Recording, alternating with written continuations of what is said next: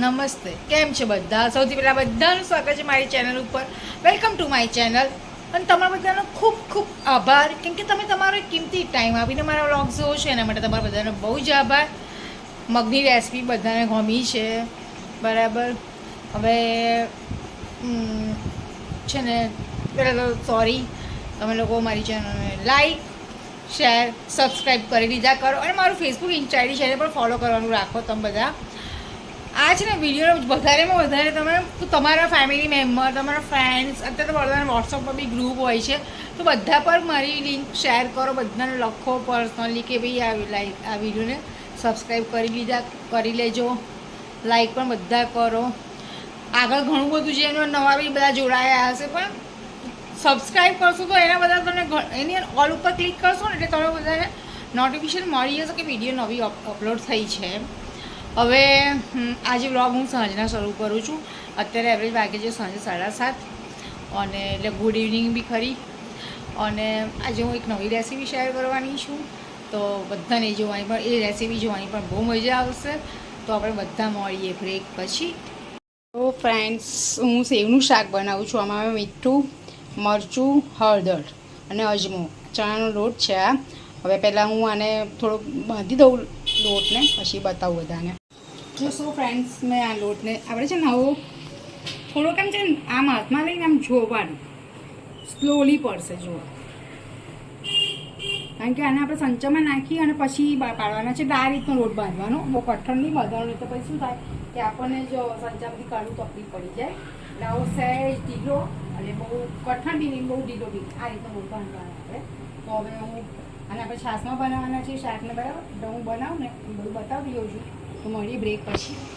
So friends, મેં વઘાર મૂકી દીધો છે, રઈનો જ વઘાર. આમાં આપણે અત્યારે પોલ્યુશન છે એટલે મેં વઘારમાં કંઈ ખાસ નાખ્યું નથી. બાકી લીમડો, લીલા મરચાં, આદુ લસણની પેસ્ટ એ બધું નાખી શકાય આમાં, પણ અત્યારે પોલ્યુશન છે એટલે હું આ કશું જ નથી નાખવાની. બાકી જે ખાતા હોય, જે નોન જૈન છે એ લોકો લીલા મરચાં, લીમડો અને પછી આદુ લસણની પેસ્ટ નાખી શકે છે. અને પછી ગાર્નિશ માટે આપણે કોથમીર તમે નાખી શકો છો. પણ રીઝન તમને મેં કીધું, આ વઘાર થાય ને એટલે આમાં આપણે છાશ નાખી દેવાની છે, અને પછી એને થોડું ઉકળવા દેવાનું છે. જેમ જેમ થશે એમ બધું બતાવતી જઉં છું તમને. જો આપણે એક આ જાળીનો પણ આપણે ઉપયોગ કરી શકીએ છીએ, ને આવી જાળીનો પણ ઉપયોગ કરી શકીએ છીએ. ડિપેન્ડ તમને કઈ રીતનું ફાવે છે. તમે પતલી, થોડી જાડી, જે રીતનો આપણે જાળીનો યુઝ કરવો એ કરી શકીએ છીએ આપણે. હું અત્યારે આ જાળીનો ઉપયોગ કરવાની છું, ઝીણી જાળીનો. એટલે જેમ જેમ હું પાડી હોઉં બધું બતાવતી જઉં છું. મળી બ્રેક પછી. તો ફ્રેન્ડ્સ, જો આને મેં ઉકાળવા મૂકી દીધું છે છાશને. અંદર મીઠું, મરચું ને હળદર જ નાખી છે મેં. આમાં ખાંડનો ઉપયોગ બિલકુલ નથી કરવાનો, બિલકુલ નહીં કરવાનો, કેમ કે આ એમ જ સારું લાગે ખાંડ વગર. તો હવે આ ઉકળી જશે ને એટલે હું સેવ પાડું અને બતાવું. ફ્રેન્ડ્સ, હજી જો ઉકળી નથી.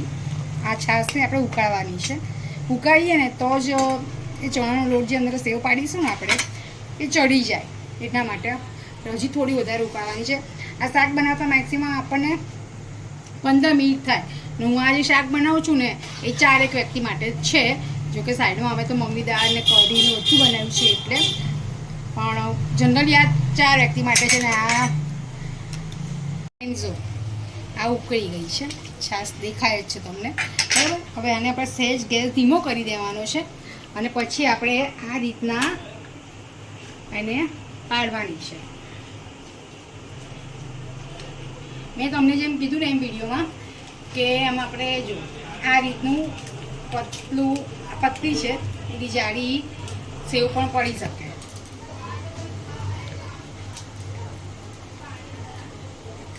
થોડું પાડીને આપણે સ્ટોપ થઈ જવાનું અને આમાં હલાવતા જવાનું. ફ્રેન્ડ્સ, દેખાય છે તમને બધાને?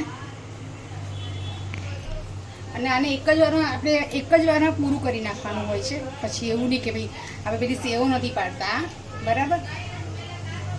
ફ્રેન્ડ્સ, જુઓ તમે આ રીતની સેવનું શાક, બરાબર. હવે એને આપણે ચડવા દેવાનું. એટલે આ ઘરે ટ્રાય કરજો આ રેસીપી, બહુ મજા આવશે બધાને.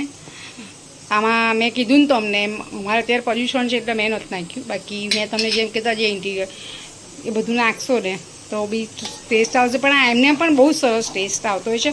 આની જોડે ગરમ ગરમ રોટલી આપણે ખાઈએ ને, આ બાજુમાં ચેરીની ખીચડી થાય છે ગરમ ગરમ રોટલી સાથે શાક ખાવાની એટલી બધી મજા આવતી હોય છે ને.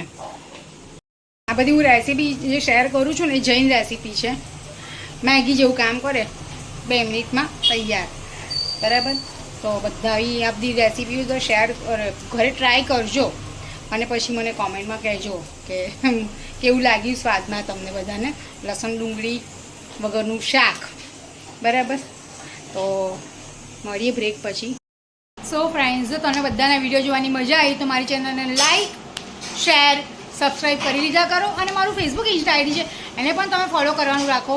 આપણે બધા મળીએ નેક્સ્ટ વ્લોગમાં. અને જે મેં જે રેસીપી શેર કરી છે એ ઘરે બનાવી અને કોમેન્ટ કરજો કે કેવી લાગી. ખાધા પછી ઘરે બનાવશો અને ટ્રાય કરો તો જ ખ્યાલ આવશે.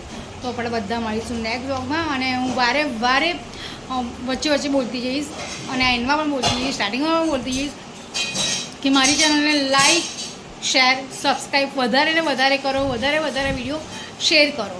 બરાબર, તો મળીએ બધા આપણે નેક્સ્ટ વ્લોગમાં. Thanks for watching.